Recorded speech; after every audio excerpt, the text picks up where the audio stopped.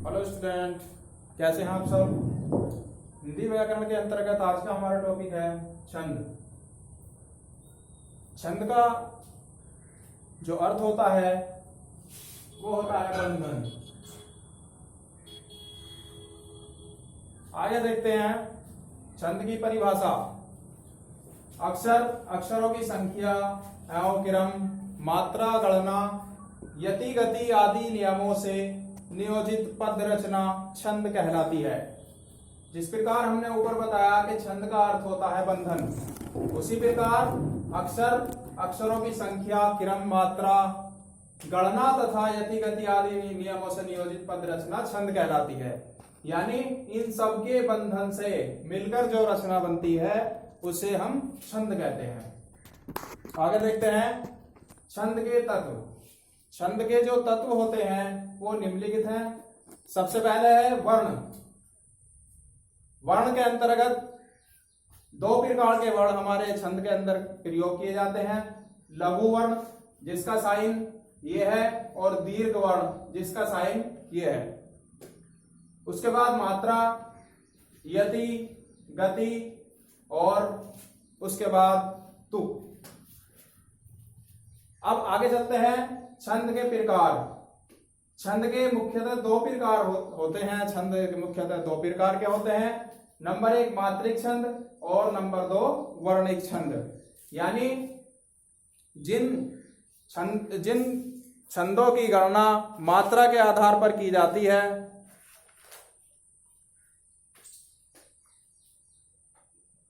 मात्राओं की गणना के आधार पर जो छंद होते हैं वो मात्रिक छंद कहलाते हैं, और वर्णों की गणना के आधार पर जो छंद होते हैं वो वर्णिक छंद कहलाते हैं।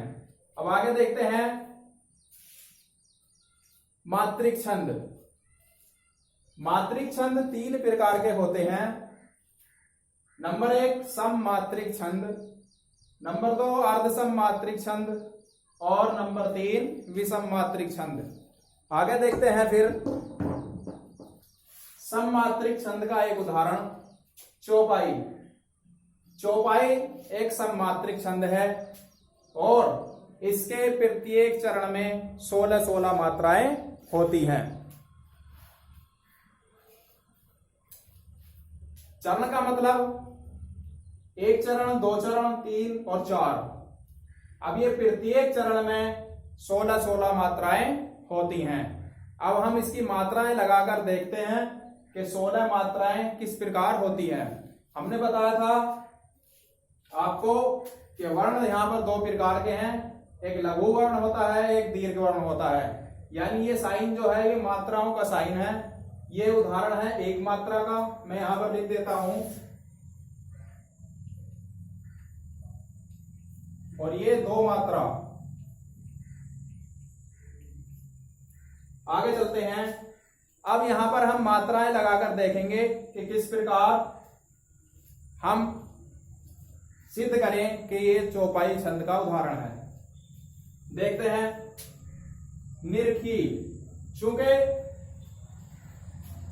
नी छोटी की मात्रा है तो यहां पर 1 मात्रा होगी।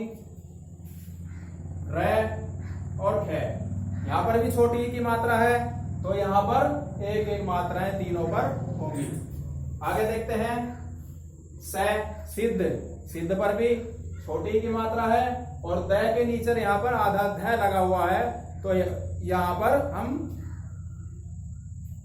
2 मात्राएं लगाएंगे। लेकिन ध्यान ये रखना है, अगर किसी वर्ण के बाद में किसी वर्ण में कोई आधा वर्ण जुड़ा हुआ है तो उस आधे वर्ण की मात्रा इस पहले वाले वर्ण में हम जोड़ देंगे। जैसे यहां पर हम से की 2 मात्राएं लगाएंगे और द की 1 मात्रा लगाएंगे। आगे देखते हैं साधक। क्योंकि यहां पर बड़े आ की मात्रा है तो यहां पर 2 मात्राएं लगेंगी। यहां 1 लगेगी और यहां भी 1 लगेगी। आगे देखते हैं अनुरागे। ए पर 1 लगेगी। न छोटे ऊ की मात्रा है तो 1 मात्रा लगेगी। रे के आगे बड़े आ की मात्रा है तो यहां पर 2 मात्राएं लगेंगी। और गे में भी दीर्घ स्वर है तो यहां पर 2 मात्राएं लगेंगी। अब हम इनकी गिनती करके देखते हैं। 1 2 3, 3 और 2 5, 6, 6 और 2 8, 8 और 2 10, 10 और 2 12, 12 और 2 14, 14 और 2 16। तो यहां पर हमारी 16 मात्राएं हो जाती हैं। आगे देखते हैं।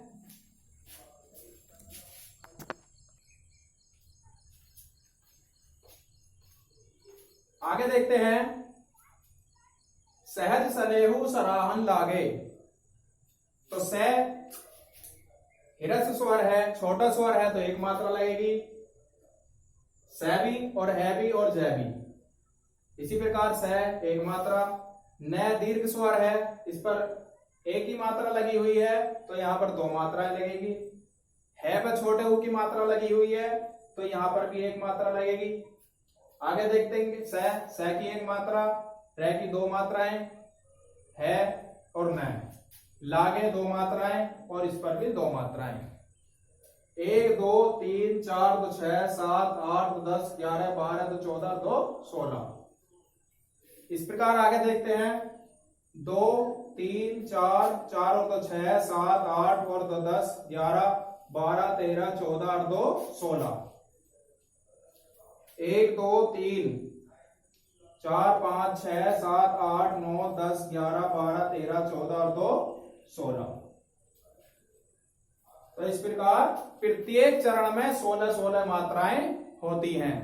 तो इस प्रकार हम कह सकते हैं कि ये एक सममात्रिक छंद है, क्योंकि इसके प्रत्येक चरण में बराबर मात्राएं हैं, सम मात्राएं हैं।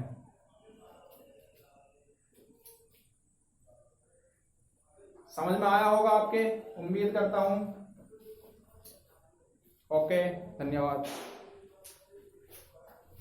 हमारी वाली है क्या?